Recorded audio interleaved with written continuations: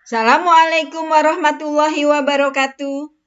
Jumpa lagi dengan Ibu Nurhayati dalam pembelajaran biologi. Kita lanjutkan materi pembahasan tentang sistem reproduksi pada manusia. Pada kali ini, Ibu akan membahas tentang sistem reproduksi pada wanita. Tentunya, sistem reproduksi pada wanita lebih kompleks dibandingkan dengan sistem reproduksi pada pria. Pada pembahasan kali ini, Ibu akan membahas tentang organ reproduksi pada wanita, hormon yang berperan dalam reproduksi pada wanita, dan oogenesis. Organ reproduksi pada wanita.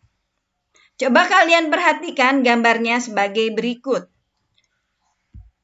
Organ reproduksi wanita terdiri dari organ reproduksi bagian luar dan organ reproduksi bagian dalam. Organ reproduksi bagian luar terdiri dari 1. Vulva. Terdiri dari bagian-bagian. Yang pertama adalah mons pubis, merupakan bantalan jaringan lemak berkulit setelah masa pubertas ditutupi rambut. Kemudian labia mayor, merupakan dua lipatan kulit longitudinal dari mons pubis merentang ke bawah dan bertemu di perineum dekat anus. Setelah pubertas akan ditutupi rambut. Labia minor merupakan dua lipatan kulit di antara kedua labia mayor dan tidak ditutupi rambut. Klitoris homolog dengan penis pada laki-laki, namun berukuran kecil dan tidak memiliki lubang uretra. Klitoris memiliki dua korpus cavernosum dari jaringan erektil. Jaringan di klitoris banyak mengandung ujung saraf yang sangat sensitif. Vestibula merupakan area yang dikelilingi oleh labia minor serta menutupi lubang uretra, mulut vagina, dan saluran kelenjar Bartholin. Kelenjar Bartholin menghasilkan lendir saat eksitasi seksual. Orifisium uretra merupakan jalur keluar urin dari kandung kemih. Mulut vagina dikelilingi oleh membran yang disebut dengan himen atau biasa disebut dengan selaput darah. Himen pada wanita memiliki bentuk dan ukuran yang bervariasi. Sedangkan organ reproduksi wanita bagian dalam meliputi ovarium berjumlah sepasang, terletak di rongga pelvis atau panggul, serta berbentuk seperti buah kenari dengan ukuran panjang 3-5 cm, lebar 2-3 cm, tinggi atau tebal 1 cm. Ovarium berfungsi sebagai tempat oogenesis serta menghasilkan hormon estrogen dan progesteron. Tuba Fallopi berjumlah sepasang, berukuran panjang 10 cm, diameter 0,7 cm, bagian ujung berbentuk corong, mempunyai fimbria yang disebut dengan infundibulum, ampula atau bagian tengah, dan ismus segmen yang dekat dengan uterus. Dinding tuba Fallopi memiliki epitel bersilia untuk menggerakkan oosit ke uterus. Memerlukan waktu sekitar 4-5 hari. Umumnya fertilisasi terjadi di sepertiga bagian atas tuba Fallopi.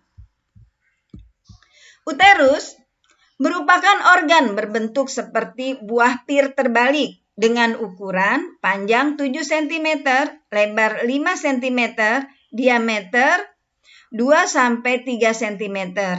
Dinding terluar disebut dengan perimetrium, kemudian bagian tengah yang berupa otot polos disebut dengan myometrium, dan endometrium adalah bagian dalam yang mengalami perubahan selama siklus menstruasi. Endometrium sebagai tempat implantasi zigot dan pertumbuhan janin. Bagian leher bawah uterus disebut dengan serviks.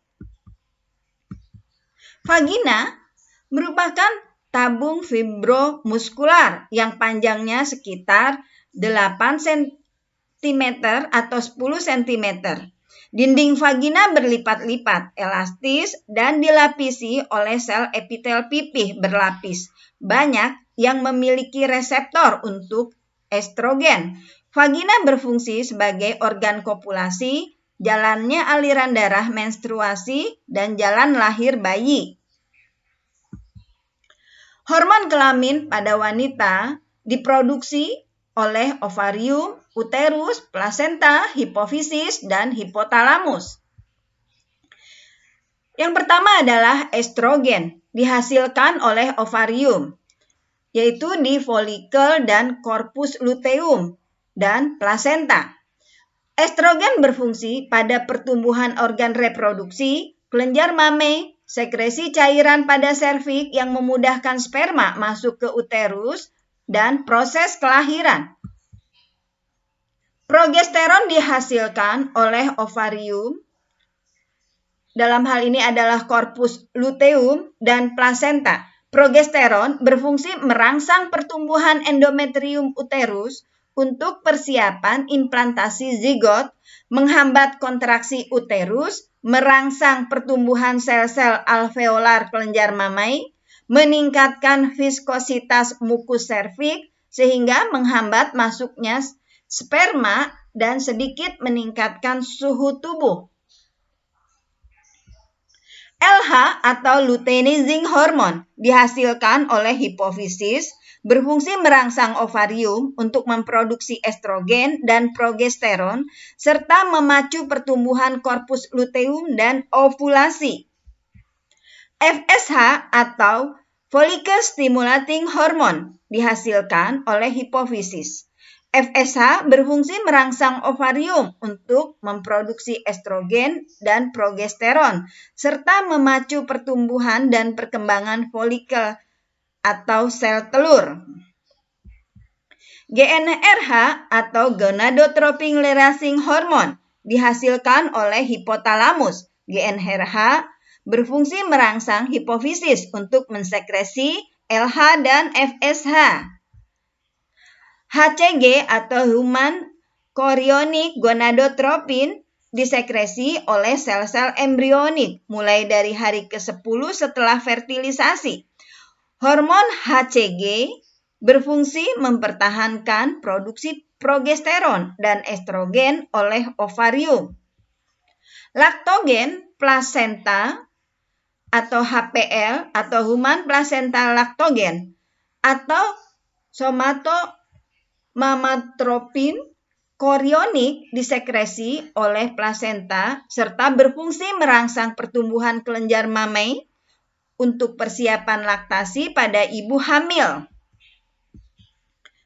Tirotropin chorionik disekresi oleh plasenta dan berfungsi meningkatkan laju metabolisme pada ibu hamil. Relaksin disekresi oleh korpus luteum, kehamilan pada ovarium dan plasenta serta berfungsi untuk merelaksasi serviks, fibrokartilago pada simfisis pubis sehingga memudahkan kelahiran. Prolaktin dihasilkan oleh hipofisis serta berfungsi merangsang pertumbuhan duktus dan alveolus pada kelenjar mame saat kehamilan dan produksi air susu selama menyusui. Oksitosin dihasilkan oleh hipotalamus dan disimpan di hipofisis posterior. Oksitosin berfungsi merangsang kontraksi otot polos uterus selama proses kelahiran dan merangsang kelenjar mame untuk pengeluaran air susu. CRH atau corticotropin releasing hormone dihasilkan oleh plasenta, berfungsi memacu produksi estrogen plasenta dan perubahan paru-paru janin untuk menghirup udara. Prostaglandin dihasilkan oleh uterus serta berfungsi mempengaruhi robeknya folikel saat ovulasi dan merangsang kontraksi uterus saat kelahiran. Gametogenesis pada wanita. Gametogenesis pada wanita biasa disebut dengan oogenesis. Oogenesis adalah proses pembentukan sel kelamin pada wanita. Dalam hal ini adalah ovum atau sel telur dan terjadi di ovarium. Oogenesis dimulai saat kehidupan janin sebelum lahir, masa pubertas, hingga masa produktif sebelum menopause. Gametogenesis pada wanita atau oogenesis. Coba kalian perhatikan gambarnya sebagai berikut. Terdiri dari oogenesis pralahir. Oogonium yang bersifat diploid atau 2N berproliferasi melalui pembelahan mitosis selama kehidupan janin dan menghasilkan 6-7 juta oosit primer. Oosit primer tersebut akan tetap berada pada tahap profase meiosis 1 setelah lahir hingga sebelum masa pubertas. Setiap oosit primer diselubungi oleh selaput atau selapis sel folikel primordial. Seiring bertambahnya usia, folikel primordial berdegenerasi sehingga jumlahnya menurun. Yang kedua adalah oogenesis pasca lahir. Pada saat lahir, jumlah folikel primordial dalam ovarium sekitar 2 juta. Jumlahnya akan berkurang dan pada saat pubertas jumlahnya sekitar 50.000 sampai 100.000. Tetapi hanya sekitar 350 sampai 400 yang akan hidup dan berkembang untuk diovulasikan satu persatu setiap bulannya selama tahun-tahun produktif. Oogenesis pasca pubertas. Pada masa pubertas, hormon GnRH yang dihasilkan oleh hipotalamus dan gonadotropin dari hipofisis berpengaruh pada perkembangan folikel primordial menjadi folikel primer, kemudian menjadi folikel sekunder. Setiap bulan dihasilkan 20-50 folikel sekunder, tetapi hanya satu yang matang untuk diovulasikan. Sebelum ovulasi, oosit primer dalam folikel matang mengalami pembelahan meiosis 1 dengan pembagian sitoplasma yang tidak sama, yaitu oosit sekunder yang berukuran besar dan badan polar 1 yang berukuran kecil. Oosit sekunder mengalami metafase meiosis 2 dan berhenti. Oosit sekunder ini selanjutnya akan membebaskan diri dari sel-sel yang menyelubunginya dan terdorong keluar dari permukaan ovarium yang disebut dengan ovulasi. Jika oosit sekunder yang terovulasi dibuahi oleh sperma, maka pembelahan meiosis akan berlanjut hingga terbentuk ootin dan badan polar 2. Ootin akan berkembang menjadi ovum yang matang. Jika badan polar 1 belum berdegenerasi pada waktu yang bersamaan, akan mengalami meiosis 2 menjadi badan polar 2. Jika oosit sekunder yang terovulasi tidak dibuahi, akan terjadi disintegrasi atau pecah.